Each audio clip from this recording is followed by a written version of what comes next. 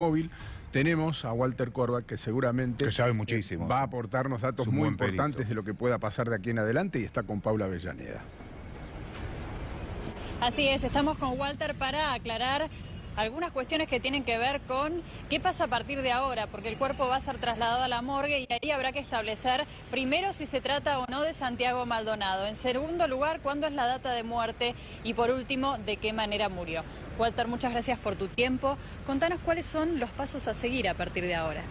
Bueno, primeramente se va a ejecutar el análisis de autopsia, principalmente para verificar la identidad de este cuerpo, si es que estamos ante la presencia de Santiago Maldonado o bien si es de otra persona, y con posterioridad para justamente determinar la causal fehaciente de muerte.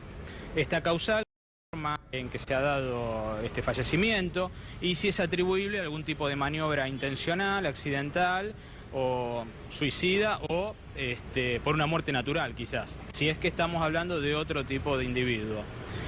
Con posterioridad también se va a evaluar en lo que es el cronotanato diagnóstico, este intervalo post-mortem, para verificar cuánto tiempo hace que este cuerpo está sin vida y si, por otro lado, este ámbito en donde se lo ha encontrado es el ámbito donde estuvo todo ese tiempo sin vida, que también es otro paso un poco más fino, que es más bien complementario de nuestra área, que es la criminalística.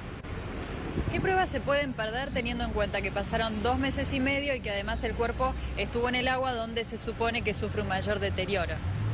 Bueno, acá por supuesto se va a evaluar las temperaturas de esta región, que son temperaturas relativamente frías, que en un punto hace conservar los fenómenos cadavéricos, y también por otro lado este cuerpo que estaba parcialmente sumergido, el agua también favorece a la conservación de los tejidos en un punto para, digamos, que no evolucione tanto esta putrefacción cadavérica y que atente quizás con algunos estudios periciales posteriores. Por supuesto, además de este traslado del cuerpo, que tengo entendido que se realizará en el cuerpo médico forense del Poder Judicial de la Nación, en Capital Federal, más allá de esto es muy importante el análisis criminalístico en el ámbito donde se lo encontró, este escenario que debe estar resguardado, para ver si este cuerpo pudo por sus propios medios ingresar a este lugar o bien pudo haber sido trasladado por algún tercero. Walter los está escuchando. Walter, Paulo Cablan te saluda, te estaba escuchando con mucha atención tu explicación.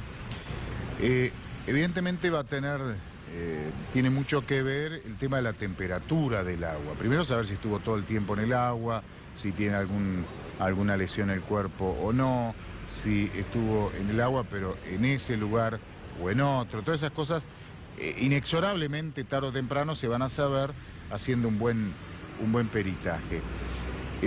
Ese río no está congelado, o sea, siempre debe estar un poquito, creo entender yo, ¿no? Sin saber mucho, por encima de 0 grados y no mucho más de 3, 4 grados, debe estar por ahí. Uno supone, dicen los especialistas, el río de la Plata se mantiene entre 10 y 17 grados de temperatura. Este río está más cerca de los 3, pero nunca abajo de los 0, porque abajo del 0, porque no está congelado. Corregime si estoy diciendo alguna barbaridad. ¿El cuerpo se puede conservar? Es todo correcto, Paula. Sí, ¿se puede conservar así 70 y pico de días en esas condiciones? Bueno, estas condiciones que vos muy bien estás describiendo, Pablo, hace a la mejor conservación del cuerpo. Acá después también hay otro factor que hay que ver cómo influye, que es la fauna silvestre del lugar, que quizás en algún punto puede alterar o adulterar, digamos, la integridad del cuerpo. Y por otro lado, lo que vos bien señalaste, estas bajas temperaturas, este río no está nunca ahí en esta época del año a 0 grados, es decir, el agua está fluida, ¿sí? en estado líquido, por supuesto una baja temperatura, y esta temperatura es una temperatura muy similar a la que se trabaja para la conservación de un cuerpo en una morgue.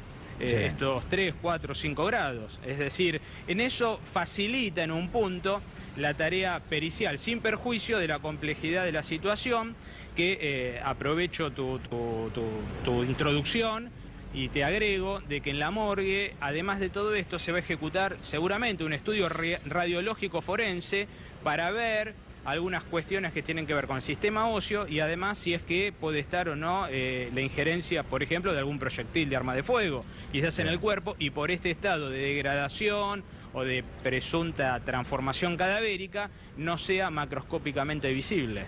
Walter, ¿cómo serían los pasos? ¿Qué es lo primero que debería hacerse, paso por paso, para no perder ninguna posibilidad y no quedarse en el futuro con las manos vacías en algunos puntos, como ha pasado con otros casos resonantes, lamentablemente? Es correcto. Lo primero y primordial es la conservación del escenario en el lugar donde se encontró este cuerpo. Todo este perímetro, que debe ser bastante amplio o debiera ser, tendría que estar absolutamente protegido y restringido y únicamente accesible para las autoridades o judiciales, pero preferentemente periciales en el lugar. Una vez que el ámbito está absolutamente resguardado, recién ahí se procede a lo que se denomina la documentación del lugar, es decir, mediante registro fotográfico, planimétrico, es decir, los planos, y mediante filmaciones se debe fijar este escenario. ¿Para qué? Para que con posterioridad permita, en la eventualidad, hacer el levantamiento del cuerpo y de los demás indicios o elementos circundantes en el lugar. Una vez que el cuerpo está levantado, o sea, literalmente sacado, retirado de este ámbito, el cuerpo se deriva directamente a la morgue para el análisis de autopsia. Sin embargo, se sigue trabajando en este ámbito, o se debiera seguir trabajando, en búsqueda de algún elemento que supongamos que después la morgue, en la autopsia se determina quizás alguna causal intencional de muerte, habría que determinar una autoría también. Y en esa autoría habría que ver justamente si este escenario en donde se lo encontró hay algún elemento que vincule víctima-victimario. Por eso es muy importante también ahí centrar el análisis y no directamente extraer únicamente el cuerpo, remitirlo al cuerpo médico forense y dejar aislado el análisis del escenario. Walter, ¿qué valor puede llegar a tener teniendo en cuenta que presuntamente este cuerpo estuvo más de 75 días, suponemos, en el agua, las piezas odontológicas? ¿Qué información puede arrojar? Melina, sí. Por supuesto, Melina. Son importantes las piezas dentarias en tanto y en cuanto se esté buscando el paradero de alguna persona que tenga el personal médico el registro de estas piezas dentarias para hacer un cotejo o una comparación de identidad. Verdaderamente, hoy por hoy, lo superador es el ADN. Hoy tenemos el ADN como elemento superador, que con una muestra, en este caso del cuerpo, más diferentes muestras de las personas que han ejecutado algún tipo de denuncia por desaparición o extravío de algún individuo, se pueda justamente corroborar científicamente al 100%. Sin perjuicio de que no hay que descartar el análisis más rápido y más directo, que es el análisis dactiloscópico, es decir, a través de las improntas digitales, que si el cuerpo lo permite, por más que estemos hablando de un cuerpo parcialmente sumergido o sumergido, en muchas ocasiones podemos reconstituir ese tejido y directamente en el sistema informatizado de búsqueda de huellas digitales, es decir, el que se centraliza todas estas fichas en la República Argentina, identificar a esta persona fehacientemente y muy rápidamente. Hoy por hoy lo más importante es la data de muerte, ¿no? Porque eso ayuda a interpretar muchas cosas. Sí, Paulo, yo creo que la data de muerte va a ser un elemento muy importante por el contexto de la investigación judicial, por esta desaparición de Santiago Maldonado que, tiene en vilo a todos los ciudadanos, al ciudadano común, al ciudadano de a pie, y que justamente esa data de muerte puede, radicar una importancia enorme a la investigación en tanto y en cuanto se verifique que se trata o no de Santiago Maldonado.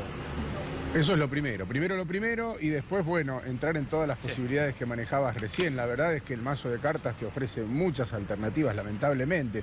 No va a ser fácil determinar cada uno de los pasos, pero primero hay que saber quién es y segundo saber de qué murió. Y a partir de ahí, seguramente 1000 escalones hasta tratar de reconstruir algo lo más cercano a la verdad, porque después de 78 días llegar a la verdad va a ser más que complejo, más como tenemos como antecedentes los principales casos de la historia policial argentina, ¿no?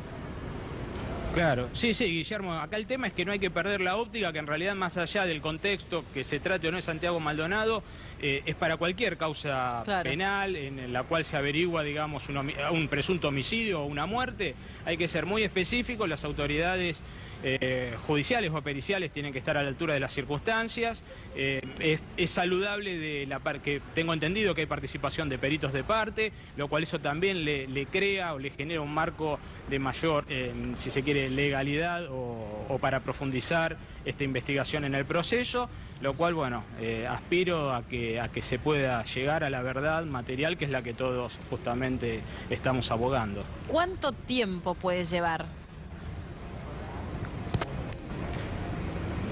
Bueno, aquí empezamos, Melina, con una variable muy enorme en cuanto a lo que implica los estudios periciales, técnicos científicos y después el desarrollo de la investigación judicial.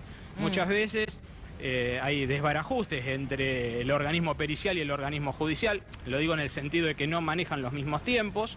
Evidentemente entiendo que esta causa es una causa muy prioritaria y trascendental quizás en estos puntos, lo cual implica que seguramente se va a tratar de, digamos, esforzar al máximo posible por parte de todos estos organismos para tratar que en un lapso lo más corto posible empiece a arrojar un poco de luz a la situación.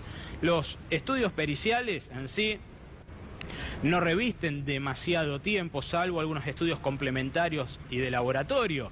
Pero lo que es la autopsia, es decir, al momento que el cuerpo esté en la ciudad de Buenos Aires, el cuerpo es autopsiado y en pocas horas ya hay un preinforme o un primer avistaje que la autoridad judicial ya tiene en mano como para poder empezar a hilvanar algún tipo de hipótesis. Y a partir de ahí, bueno, los diferentes estudios complementarios y lo del lugar del hecho o la escena del crimen, que reitero, por lo que he visto o por lo que entiendo en la situación, quizás es un elemento que hoy por hoy debiera cuidarse un poco más para este tipo de investigación. Gracias, Walter, y gracias también a Paula Avellaneda. Gracias a ustedes. Que tengan buenas tardes. Ya estamos con Ariel Garbars, estamos con